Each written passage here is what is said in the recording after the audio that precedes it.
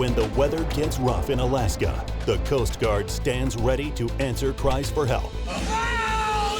In Kodiak, an unusually calm night seems like an unlikely time for a search and rescue.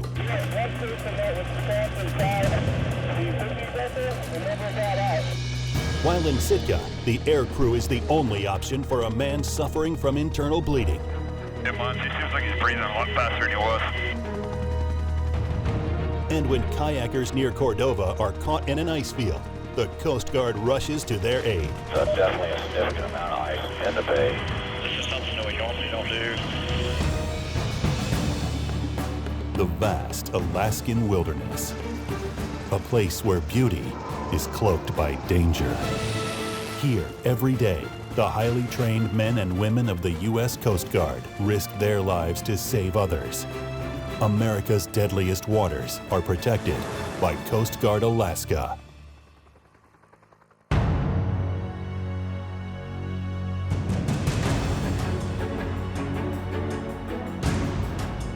All stations, this is United States Coast Guard sector anchorage, break. All stations having seen or knowing the whereabouts of the fishing vessel Advantage are asked to contact the Coast Guard. Keep a sharp lookout for signs of distress. And check co-pilot chocks. Remove. For takeoff checklist, crew report ready for takeoff. Ready for takeoff. Air 6006. We are airborne at this time. All right, Roger, 06, got you airborne at this time, 05 POB, have a safe flight, keep me abreast.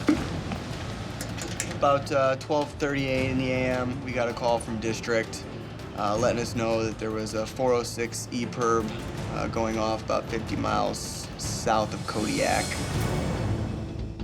The 406 EPIRB, it's almost like a homing beacon that they'll carry in case the ship was to get submerged or take on water. Sometimes they just get turned on, and most of the time, unfortunately, they are false alarms. But we have to respond to every one of them. So we'll try to hail the vessel any way we can. Come down 1,000 feet. Yeah, within 4 miles, guys, so keep your eyes open. Picking up anything on radar? My name is George Mezzi, lieutenant here, and I fly H-60 helicopters. You know, it's a fairly quick flight to get out there, and with the 1 o'clock in the morning wake up, you're trying to overcome a lot of grogginess. You've got nothing on radar, even up till about 10 miles out. We had no radar returns whatsoever, so we had serious doubts about a vessel being out there, at least one that was still afloat. Beautiful night. It is. It's hard to believe somebody's in trouble out here. Yeah. Is that something at 11 o'clock? See something out there? Possibly. I see flashing light straight down. Okay, good eyes, good eyes. That looks like something that might be it. Yeah, stand by to mark. I think it's a raft. I started seeing debris in the water, more and more debris, and looking out the window and I see a strobe light going off, and I thought it was them, so we hovered over there, and it was 3 guys in a raft hanging out. I'll shoot an approach to the water here, keeping plenty distance from the vessel, so our rudder wash is not affecting them. Cabin doors coming open. When you see people on the raft, you know that something's horribly wrong. They're cold, hypothermic, who knows what's going on. So the swimmer, he's getting his stuff ready to go, and we're all just talking about what needs to be done. All right, I would like a rescue swimmer to go down there if you're comfortable with that. Oh, yeah. Okay, I'd like to hoist you down. Okay. I'd like to get you on the radio, and I'd like to find out if all the people on that boat are in the raft. If that's determined, then great. We'll talk on the radio about how we can recover them. We'll talk about if they're injured or not, and probably do basket recoveries of them. Roger. That sounds good to me. Basically decided within a few seconds that we wanted to send the rescue swimmer down to communicate with those people, because if they had been in a raft out there in the dark, cold seas, they could be pretty much out of it at that time. So they need somebody to directly communicate with them, and it didn't sound like they had a radio. Where's the cabin door? Rescue checklist complete, ready for 100 points for the rescue swimmer. Pilots in the flight mech, they knock out a checklist, so we don't waste any time. Pretty much just briefed harness deployment to the water. I swim over to the little skiff and assess the situation. One's going down. Swimmers in the water. Swimmers away, swimmers okay. Swimmers back to left 30. Emergency is making his way up.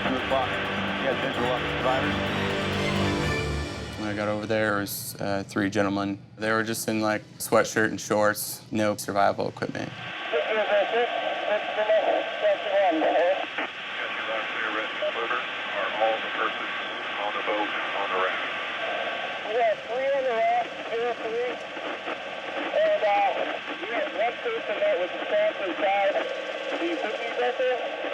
And never got out, Crash inside, never got out. Are all 3 of those personnel in good health and able to be hoisted? All 3 of you hoisted. We have 1 that's sitting hypothermic. Roger that. What kind of gear do they have on right now? We have no gear, just t-shirts and pants. We were in radio comms with him within a minute, and we found out very quickly there was 1 individual out of the 3 that was severely hypothermic and may have had other injuries as well. And we also knew at that time that another person actually got trapped in the vessel and went down with the vessel, according to them. So we're concerned not only with the person on the raft with hypothermia, we're also concerned that there's another man in the water somewhere that we don't know his location at this time. So basically what I did was in the left seat, I could search with our FLIR system, which is infrared, and look around to try to find him while we hoisted the other survivors. We have this gentleman, the captain. He's not on there. He wanted to make a want to put him in a rescue room because it's too great to put him in a back. He might fall out, Eddie. I decided a basket hoist would not be the smartest idea, so I radioed for the strop just because it would be the quickest route. Those look good. Easy back.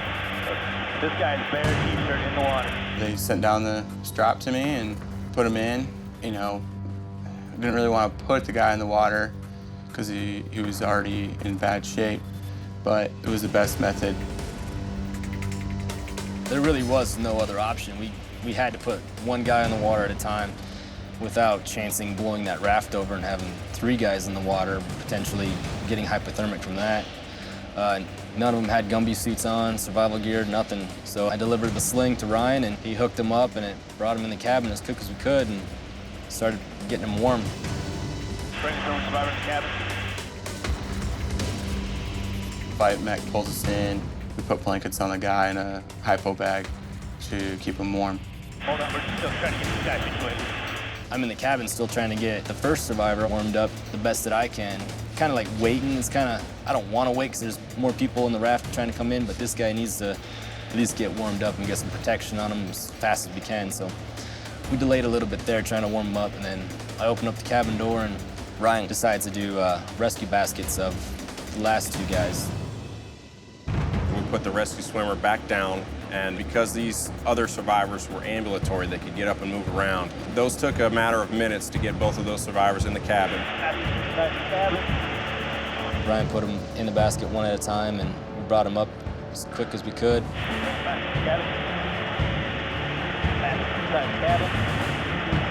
Sent the sling back down and picked up Ryan and closed the cabin door, got these guys warm. Put all the blankets on the first guy that we brought in. The other 2 guys, they seemed to be well enough to make it back to Kodiak without anything, 'cause we had everything on this guy trying to keep him warm.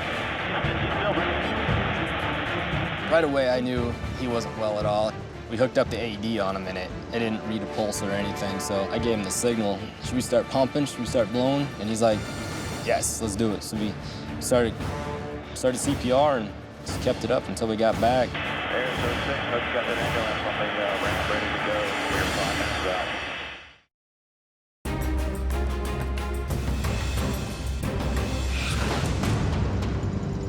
out. So the call comes in, it's about midnight. When we got on scene, it was 3 guys in a raft. 1 guy was worse off than the other ones, so we started CPR and just kept it up until we got back. Air 36, hope you got that ambulance on the ramp ready to go. We're 5 minutes out. His airway's compromised, possibly cardiac arrest because he's hypothermic. I get the bag valve mask out to give him some O2. Once we landed, I continued on deck until the ambulance got to the helicopter.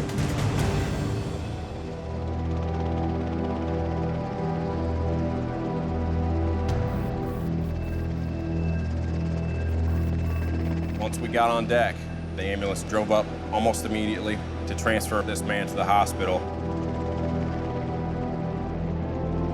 We offloaded them. The other two guys, they were doing all right. I mean, as good as they can be, watching their friend getting CPR, but they walked out the helicopter on their own, minimal assistance. Got the last guy off and stretchered him to the ambulance. The paramedics took over. They had warming pads and they continued CPR.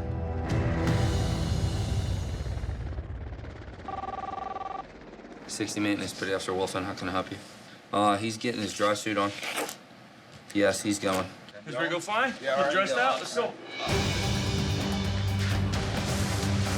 When we were on deck, we knew the first thing we wanted to do was get gas and get back on scene so we could search for the last possible survivor. Plan for you guys is to get out there and just relieve those guys. They were pumping CPR. Cloud, I'm not comfortable if that continues. There's no reason to. Got plenty of guys right here. You're good.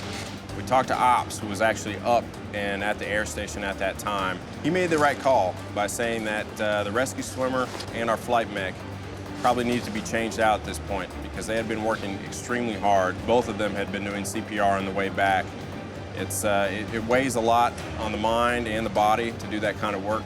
And these guys, we had replacements here. We could swap them out quickly, so that's what we did. And then we went out to search for the last possible survivor on scene.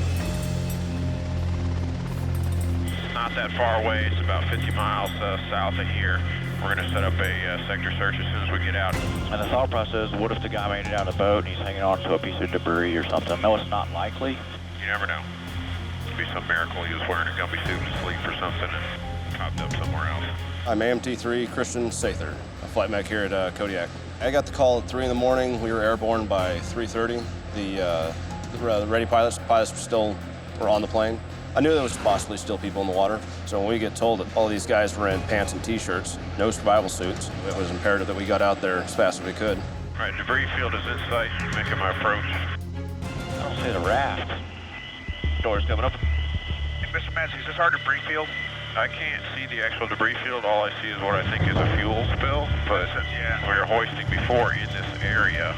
During that search period, it was nighttime. It was difficult to see in certain areas, but we did have our infrared radar.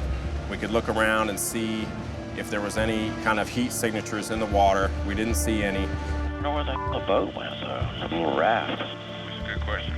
Come up a little bit with the tractor beam. To your right, to your right, to your right. Wait, I see something up ahead. That's a whale. It's a whale. There were a couple of reflective things in the water right back there, but I mean, it didn't look like. Yeah. I was operating the spotlight in the back. The fuel slick was about the only thing we could really pick up. We couldn't find the raft or much in the way of too much debris. We sat and looked at water. You hope for the best, you're straining, you're wanting to see something, but at that point you're hoping for a miracle. And you're hoping we can be the miracle, but sometimes there's only so much you can do. We head back? Yep, we're heading back. I hope that dude made it. Small chance, but it wasn't looking good. It was approximately 6 or 7 a.m. When we departed scene because another helicopter came on scene to relieve us during the search. They continued searching, continued for the rest of that day.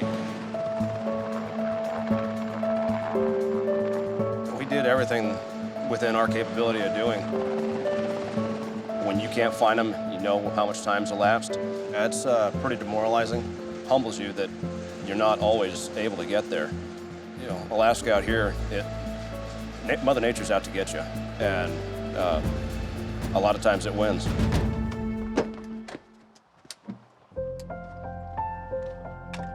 Jaime had been working on the Advantage for about 6 months. The entire time I knew him, he'd fished, and we just became friends, and then ended up having 2 kids together. They searched for nearly 20 hours over 1,400 miles of water. During those 20 hours was the most long 20 hours I have ever had. The waiting and the praying and waiting, hoping that someone was gonna call with something positive. But every minute and every hour that went by, my faith was growing very little. So them having to call me and to call a search off was one of the hardest things I think I've ever had to hear.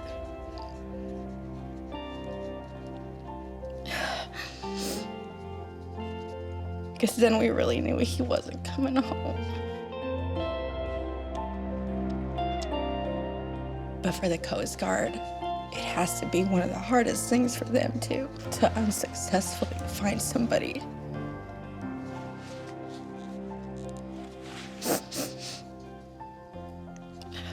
But I thank them so much for everything that they did.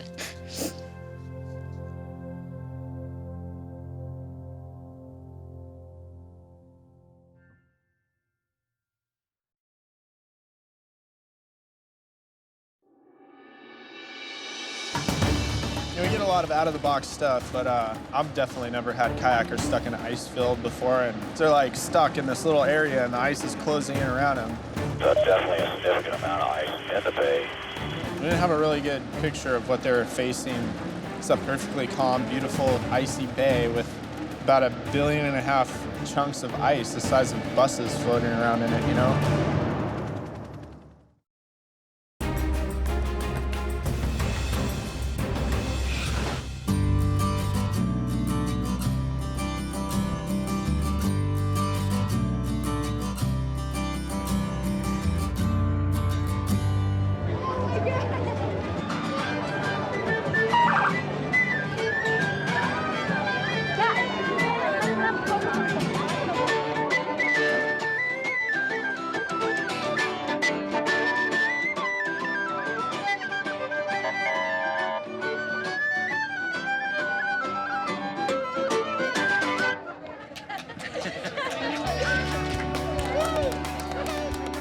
I'm Lieutenant Commander Josh Fitzgerald, C-130 pilot, Air Station Kodiak.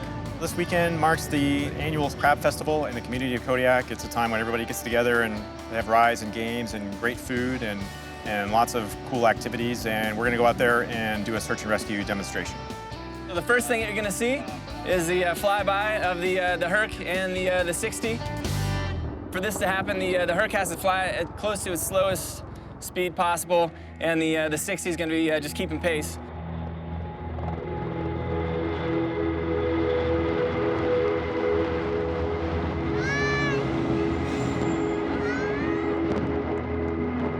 So what you're gonna see next is the H-60 is gonna come on the far side of Near Island there and perform the hoist and rescue operation.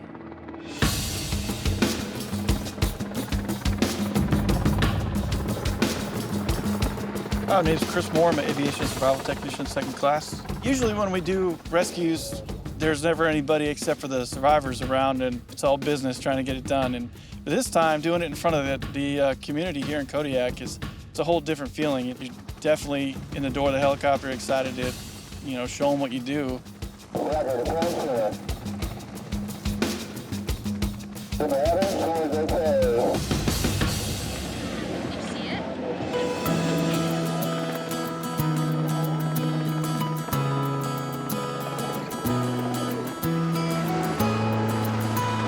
After I set the survivor up in the basket, I turned around and I waved back at the crowd, and the whole crowd erupted in a roar of cheers. It was pretty awesome. Crab Fest is a huge deal around here. I think everybody looks forward to it, especially the Coast Guard guys that come through here to get to have something like this in this small island, this small community. It made me very proud to be a rescue swimmer in the Coast Guard and do what I do.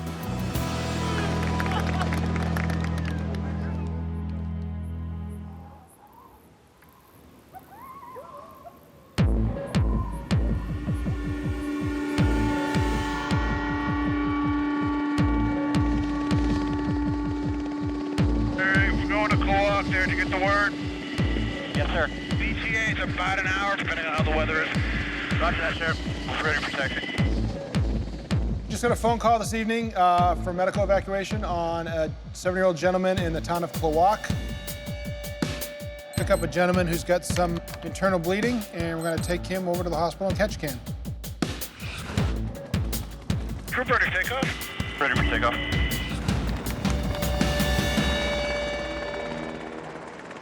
As far as stuff like set up back here, do you want to go ahead and set up the litter? Or you just want to wait and see if he's even going to be laying down? She's non-ambulatory, so we're probably going to need the litter. Roger. Name's Josh Neal, 3rd class AMT, U.S. Coast Guard. Typical night on duty. It's about 12:45. Heard the alarm go off. It was a guy with gastrointestinal problems. Somehow he's getting blood into his stomach, so we didn't really know a whole lot until we got in the air. Hey, Mon, so the GI bleed, is that just the gastrointestinal bleed, basically, is what you're saying? Yeah. So this guy's probably losing quite a bit of blood. So our biggest concern, more than just so the GI bleed, is treating him for shock. Roger. Runway's in sight. When you have a GI bleed, your biggest priority is getting your patient to higher care as quickly as possible. Hey, Mon, he seems like he's breathing a lot faster than he was. I was kind of going into the situation blind. Gotta let your training kick in and do what you need to do.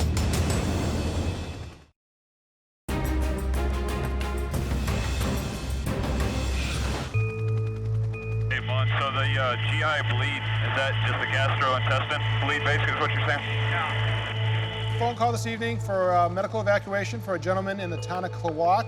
He's about 70 years old, and he's got some medical issues. He needs to get to the hospital over in Ketchikan. So this guy's probably losing quite a bit of blood. So our biggest concern, more than just so the GI bleed, is treating him for shock. Roger.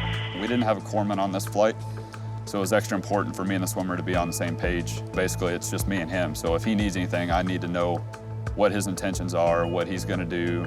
Once we get him in here, we'll get the life pack hooked on him, and basically I'm just going to put a full bag in him and just keep his blood pressure over 90. His drops below. All right. I'm AST 3 months, stationed up here in Sitka, Alaska. I knew that this patient was going to need IVs if they weren't already given. Kind of prepared myself for the worst. Basically had everything taped to the ceiling, so I knew what it would be. Your role as an aviation survival technician is going to be to take control of the situation. Got to let your training kick in and do what you need to do. It's raining off to the right there a little bit. Yeah. We are firm 15 minutes out from Klawock. Upson says they're on the way. So we're going to be moving around in the back. Roger, roger. Leaving Sitka, going down to Klawock, weather was okay, but within about 10 to 15 miles of Klawock at the airport itself, we got into some fairly heavy rain showers. So we're not sure if we're going to be able to get through the pass. It's the quick way over to Ketchikan, but we're going to see how the weather unfolds here once we get the patient on board. Depending on how many people they have there, I might need help get this litter out. Oh, no, that's fine. All right, yeah, definitely. All right, ETA, 2 minutes. Once we get them into plane, we're going to put them in a position of comfort. With a GI bleed, there might be some vomiting. So the more comfortable we can keep him, the more sitting up, better off he's going to be. Runway's in sight. Here we are. Crew first approach. Ready for approach. We landed in Klawock and waited about 5 minutes for the ambulance to show up. When you have a GI bleed, your biggest priority is getting your patient to higher care as quickly as possible.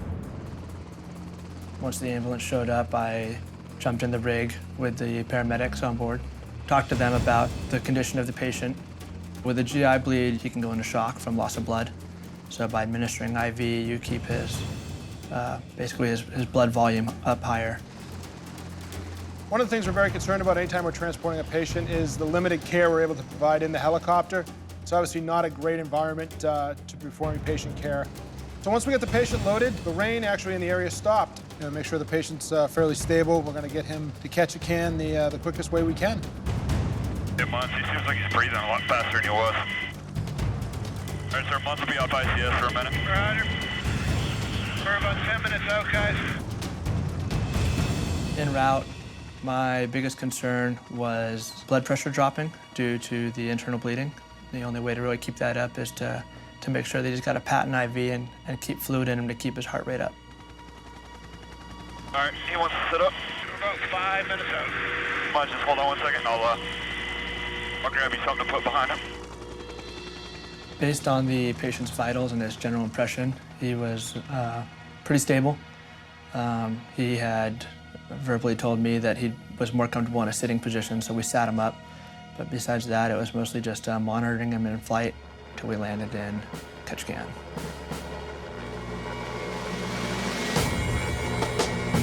We landed there, Mons got out. He went to the paramedics, talked to them, came back, and then we offloaded the patient. and took our equipment and put it to the side, and we were on our way back to the helicopter when the patient signaled us down, like called us back over there, and we didn't know what to expect. We were like, oh crap, what happened? You know, we didn't know what was going on. He gave us a thumbs up and shook our hand and was able to muster out thank you. It's a really amazing feeling, knowing that someone that's in so much pain and just having a bad night, and they don't talk the whole flight, they're still so grateful for what we're able to do, and they be able to express that.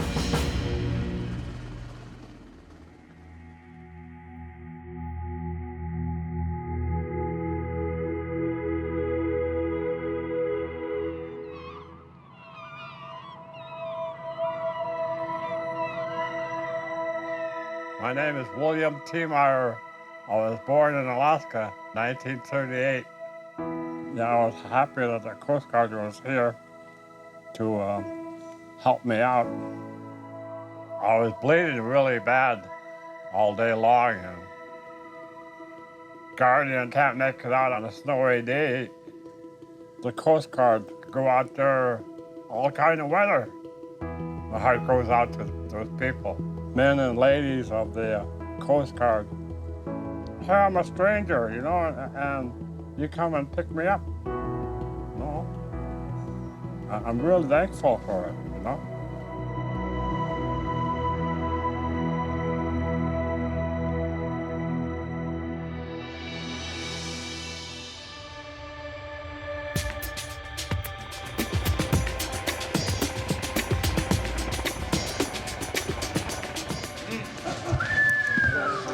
All right, we got the call. We got 2 kayakers that are stranded just below the Columbia Glacier. They're stranded in the ice. The guys have dry suits on, so the cold water shouldn't be a factor for a while. It's about 60 miles northwest of here, straight shot. Because of the weather, we're gonna have to come around Hinchbrook, come up into the Prince William Sound, and then work our way up to the Columbia Glacier. Once we get there, we'll assess the situation, but like you were saying, Rob, we're probably looking at a direct deployment. Do not want to put you in the water, right? With all the ice bumping around, smashing you up, right? So the concern was that we had 2 gentlemen in kayaks. They had become separated from each other. We knew that one gentleman had a radio. He was talking to Sector Anchorage and relaying their distress. As far as getting the kayaks out, and the rotor wash effects on the kayaks, that's something we're gonna have to assess when we get there, right? Anybody got any questions about where we're going, what we're doing, how we're doing it? 2 kayakers, 60 miles northwest of here. We got 5,000 pounds of fuel, and the plane's good to go. You know, we get a lot of out-of-the-box stuff, but I've definitely never had kayakers stuck in an ice field before, and first thing that came to mind is they're like stuck in this little area and the ice is closing in around them. How many millions of, different scenarios can you think of in your head with that information, you know what I mean?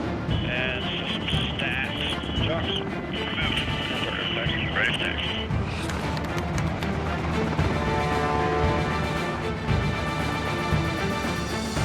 All right, talk about the mission here. This is something that we normally don't do, especially for you, Rob. These guys will be in the ice. Main consideration here is we don't want you to get injured by moving ice, okay? So I'm with you on that.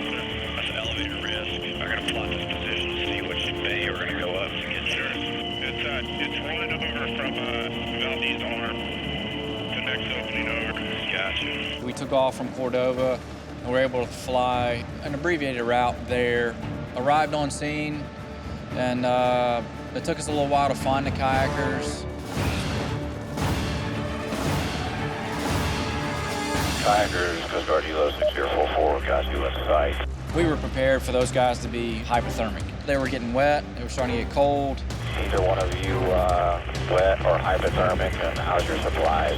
We didn't have a really good picture of what they were facing. Because it's just truck it for all it's worth.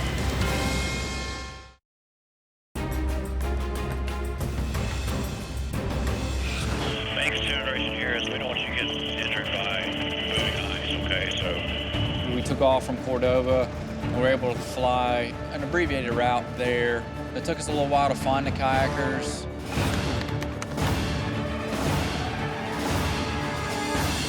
Luckily enough, we were able to hail them on Channel 16. Kayakers, Columbia Bay, Coast Guard, 6044, rescue helicopter. Rescue helicopter, we broke out of the ice. We're in open water.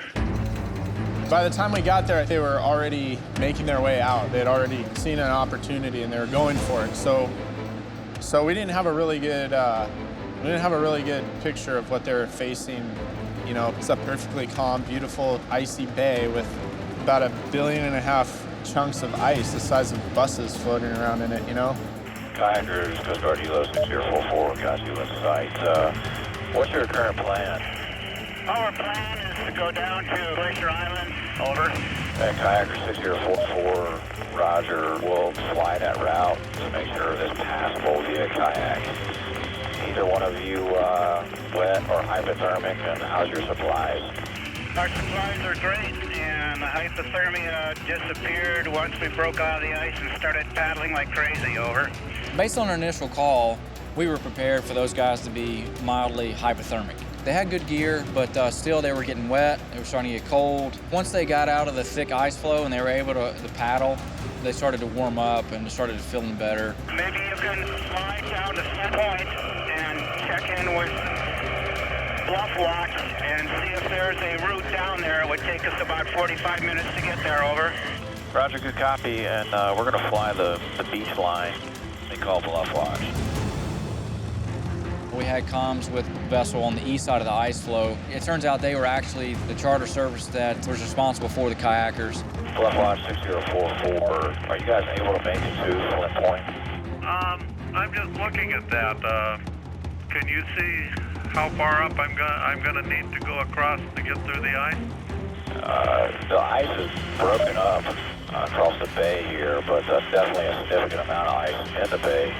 Okay, yeah, I can get over to Flint Point, I believe. I'm thinking I'm gonna have to go over to Glacier Island and come down through that way. So we maintained comms with that vessel, and we were able to help them get through the ice flow, help them pick their way through the ice flow. It's pretty tight right there. Coast Guard helicopter, did you just circle them? That's affirmative, we just circled them. Okay, I think I have a visual on them. Kayakers, this is 6044, look left and you'll see Klawock. You guys are just trucking for all it's worth. They're pretty much in the good now, huh? They are moving good, yeah. We were in a hover over both vessels, and they looked to be close to each other, but they actually couldn't see each other being on the surface of the water. Kayakers have to look through and over the ice field. We luckily had really good radio communications, so we were able to direct the vessel towards the kayakers. He's got him now. Coast Guard helicopter, I got him. We'll just put the boats on board and go from here. Thanks. Klawock 6044 is departing scene at this time. If you guys don't need any further assistance or RTB this time. We don't like to leave scene until we're confident that the survivors are in a good situation and that the vessel has them. It's a relief to not have to deploy the swimmer to a dangerous situation and that the survivors were in great shape. That would be pretty bad kayak around through here. That'd be pretty fun. Yeah. Orca comes up, you just whack him in the nose with your paddle. bad whale. Get out of here, Orca.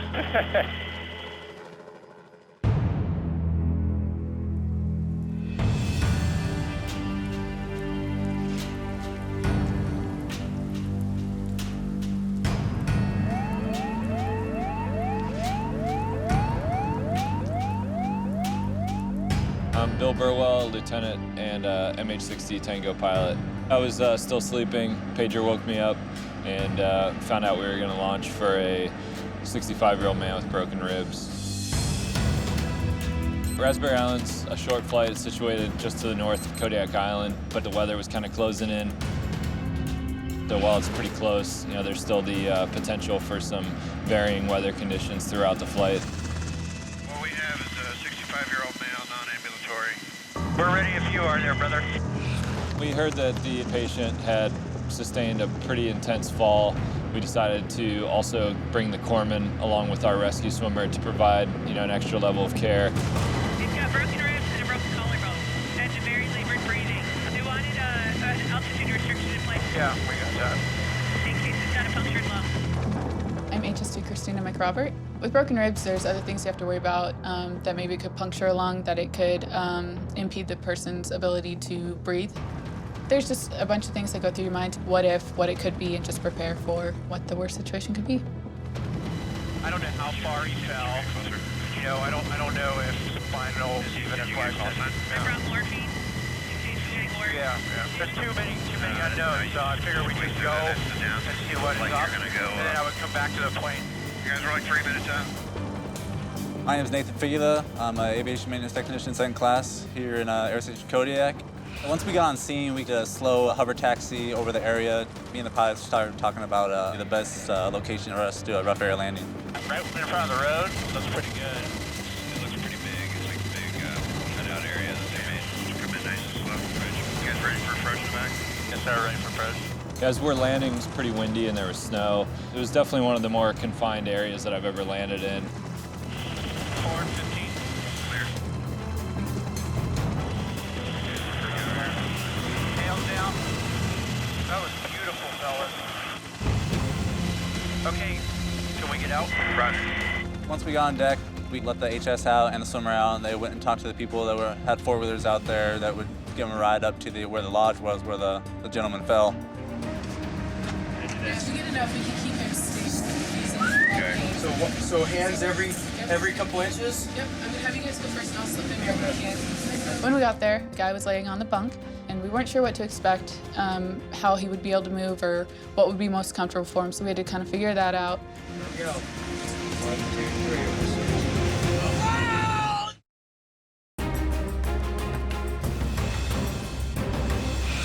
What we have is a 65-year-old male, non-ambulatory. We heard that the patient had sustained a pretty intense fall. We decided to also bring the corpsman along with our rescue swimmer to provide, an extra level of care. Here we go. 1, 2, 3.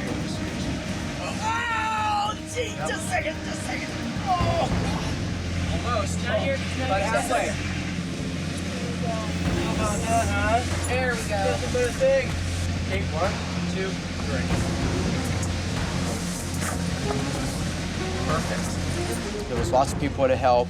That made it easier to get him out of the rack that he was in, and then we secured him in a stoke sweater and carried him down to the plane. It's on your hill. It was a little bit icy, so it's always a little bit of a challenge in Alaska carrying somebody, 100 yards down an icy pathway, but everybody did just fine and communicated well.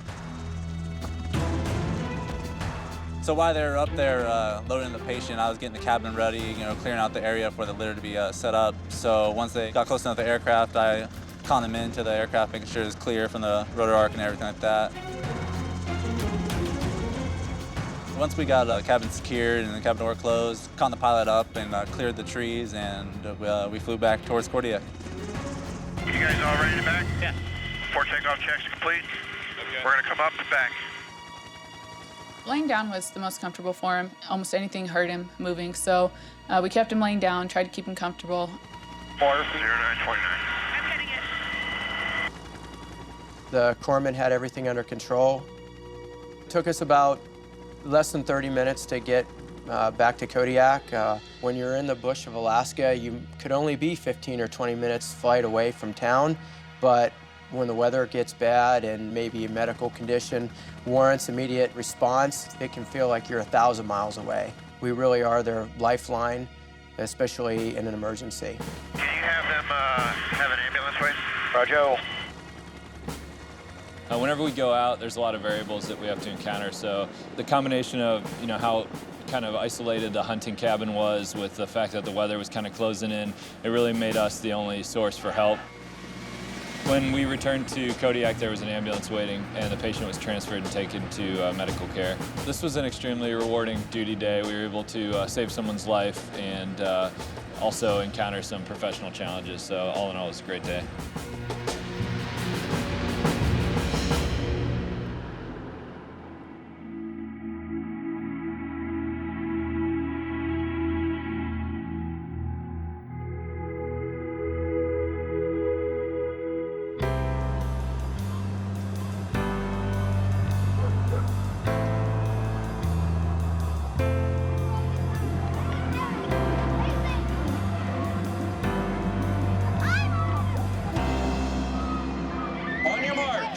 get set, go! My name's Dan Rohr. We're here for Kodiak Crab Festival today, and this is the survival suit race. They run down the ramp, they get to the bottom of the ramp, they put their survival suits on. There's zipper checkers there to make sure that they've actually got everything all zipped up. They get in the water and then they swim to the raft out there. Last year's time was 1 minute and 13 seconds. They're in the water, headed to the raft. Let's cheer them on. 2 minutes, 2.23 seconds. I'm Jason Bunch from an aviation survival technician. We're here for the Kodiak survival suit race. 33rd annual survival suit race. We win it quite a bit, and everybody's watching, and everybody expects us to win, so I'm more nervous now than jumping into the Bering Sea. All right, team number 2, Celeste, Sam, Jason, and Jeff. You guys can head to the ramp. The reason there's a 4-man team is because a lot of the salmon seiners, that's what they fish with. They fish with a 4-man crew. And so the idea is to build as much reality into it as possible of what it would be like if you were actually on a salmon seiner and had some kind of emergency situation. Racers, on your marks, get set, go!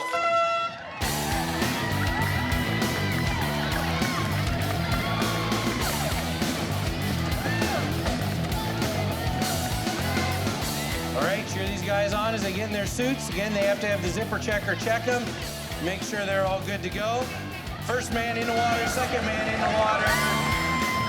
Again, they can go in either side of the raft. Obviously, those last 2 swimmers in the water were faster than the old men that entered the water first in front of them. They're all piling in on top of each other. And hopefully they don't sink the raft, and they're out of the water. I'll have you time here shortly. Good job. 1 minute, 8.8 seconds. 108! Yes! Survival suits have saved hundreds of lives in Alaskan waters for Alaska fishermen and Alaskan people, so we want to just continue to honor the safekeeping of the survival suit and the use of the survival suit in Alaskan waters, so that's why we do it, and we just love it. Next year we'll win it again.